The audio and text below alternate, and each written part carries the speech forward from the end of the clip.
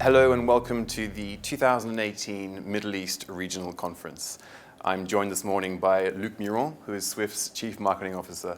Luc, thank you for joining me. My pleasure. Now, we're at day one of the conference. We've already heard a lot about some of the changes taking place in the payments landscape. But for you, Luc, what are the key trends here? There are a couple of key trends. I'd like to mention four. One, and I would say this is the most important, is clearly we see evolving customer expectations and needs. I mean, customers are now, expecting to get instant payments, almost at no fee, all that in highly convenient kind of ways on mobile. So this whole idea that everything has to be there fast and is possible free. So different than where we were a couple of years ago. The second thing is that from a competition perspective, I think it's like the world has changed over the last couple of years. So banking is now being under attack from plenty of different angles. And I think if I look at the three main categories of, competitors, disruptors, however you want to call them, on one side you have a number of fintechs that are really coming up with innovative value proposition, trying to go after niche kind of opportunities, and basically they are creating quite a lot of pressure on the banks on their own. Then the second category is what I would call the incumbents that have been part of the financial ecosystem but that are being challenged on their own and therefore are looking for expansion in more traditional bank spaces. It could be the case of the MoneyGram, the Western Union, the PayPal, the MasterCard of this world. They are kind of experimenting new things beyond their traditional scope, therefore in competition with the banks. And the last one is what I would call the global platforms, the Amazon, the Alibaba of this world, where I would argue they are not really looking to get into the financial business as such. They want to make sure that their business is frictionless, and therefore they want to tackle the financial piece of it to make sure that their B2B, B2C, whatever kind of business is frictionless. And when you look at Alipay, for instance, that's how it started, and there are rumors now that it could be worth as much as 200 billion on its own as a company, so huge. So competition clearly is the second key trend. The third one, which is important to me, is that we expect fragmentation of the value chain in terms of banking.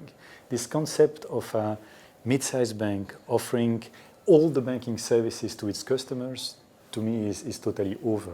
We need to live and expect to live in a world by which banks will have to sort of play with different players, compose their value proposition together with other parties, and offer that as a bundle to their customers. So it's a sort of open kind of architecture by which, as a bank, you need to take the best of breed in terms of what's available, package that for your customer, and offer that to your customer.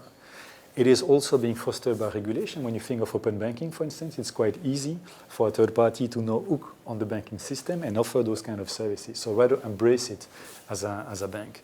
And lastly, from a risk perspective, I think we will experience increasing and more complex both regulatory and cyber kind of risk. Cyber is obvious for everyone, right? I mean, the bar keeps on raising, and that's there to stay, and we need to keep up on improving our detection and systems on that dimension. And on the regulatory risk, unfortunately, the geopolitical evolution those days is such that this kind of idea that we might have convergence of the geopolitical frameworks is kind of unlikely, to say the least, and therefore we will end up with banks in conflicting kind of geopolitical place in terms of regulatory requirements that they will be facing.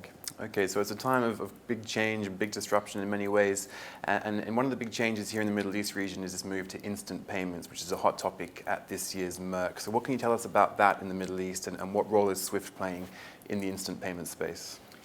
So instant payments is a key trend that we see across the globe. First, at domestic level, we start to see that being implemented in a number of countries. Swift is involved in many of those. So for us, for instance, we were kind of instrumental in implementation of the Australian systems, but we don't stop there. We are now preparing in Europe with TIPS and RT1, and maybe less known, but we're also supporting initiatives, be it in the US or in Hong Kong.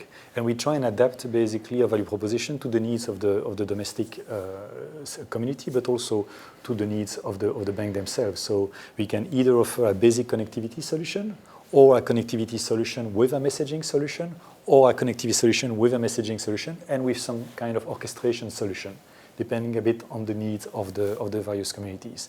But clearly a priority to us. And that's domestic kind of game, but it doesn't stop at the domestic level because, of course, when you start to get used to something which is available at domestic level, you will want to use that at cross-border level too. And we are also working on that using our initiative that we call GPI to connect the dots, i.e. connecting domestic real-time systems, be it SWIFT or not SWIFT, by the way, through GPI, through the banks, and making sure that over time we will be able to offer a cross-border real-time value proposition. Okay, and we saw Alain Rass on stage this morning discussing the growth of GPI globally, but also here in the Middle East region. It's really taking off, isn't it? What lots of updates can you give us on GPI in the Middle East?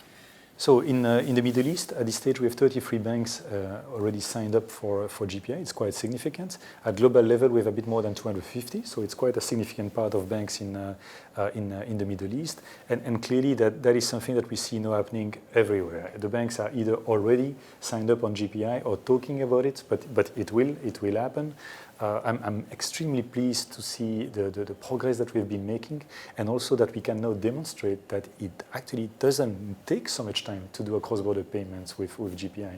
50% of our payments today are credited to the end beneficiary, so your account, in less than 30 minutes, and actually half of them in a matter of 1 minute. So this idea that it takes hours, days, weeks for an international payment to be done, well, look at it now. We can demonstrate with facts that it's actually not the case with GPI. Well, Luc, I look forward to hearing more about these topics over the next day and a half, and thank you very much for your time today. My pleasure. Thank you.